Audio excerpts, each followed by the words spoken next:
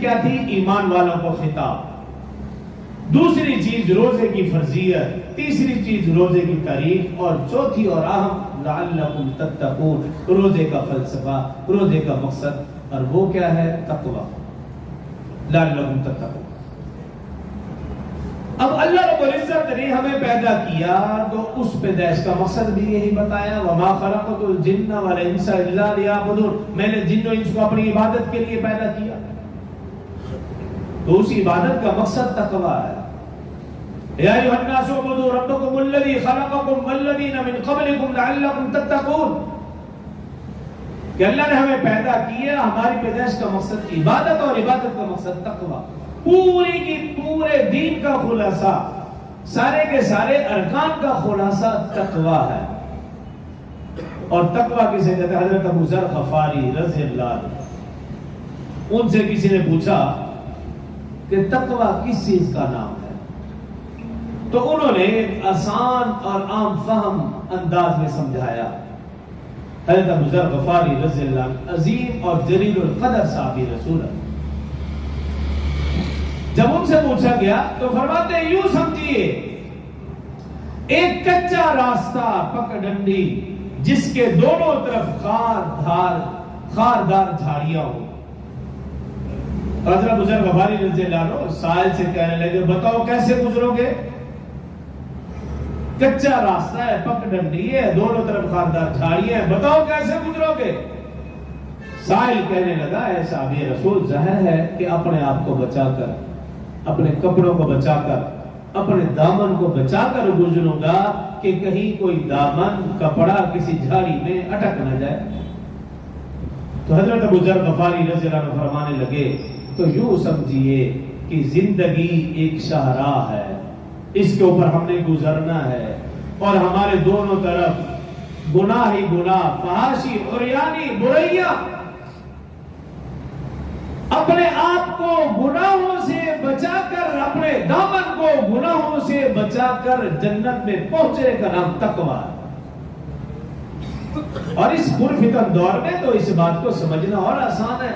مسجد سے باہر نکلے, رسول اللہ صلی اللہ علیہ وسلم کی حدیث ہے, رسول اللہ صلی اللہ علیہ وسلم نے فرمایا ایسا زمانہ میری امت پر آئے گا کہ صبح اسلام کی حالت میں صبح کریں گے, شام کو ایسے لگے گا جیسے کافر. شام کو اسلام کی حالت میں شام کریں گے, صبح ایسے لگے گا جیسے کفر. یہ پرفتن دور وہ ہے کہ جب ہم ایمان کی, اسلام کی, قرآن کی, دین کی بات سنتے ہیں ایمان تازہ ہو جاتا ہے. اور یہ ایمان والوں کی نشانی ہے, اذا ذکر اللہ وجلت قلوبہم واذا تلیت علیہم آیاتہ زادتہم ایمانا. اور جب ہم مسجد کے ماحول سے, ایمان, قرآن, دین, محفل کے ماحول سے جب الگ ہوتے ہیں, فحاشی اور یعنی برائیاں جب دیکھتے ہیں, یوں محسوس ہوتا ہے کہ جیسے ایمان ہے ہی نہیں. یہ وہ پرفتن دور ہے. تو اس دور میں اپنے آپ کو گناہوں سے بچا کر نکلنے کا نام تقوی ہے. اور روزے کا اصل مقصد بھی تقوی ہے.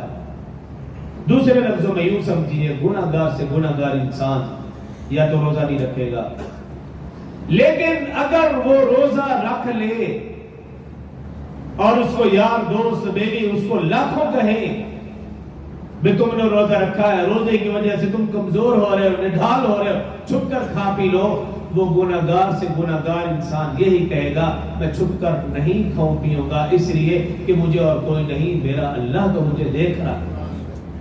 اس چیز کا نام تقوی.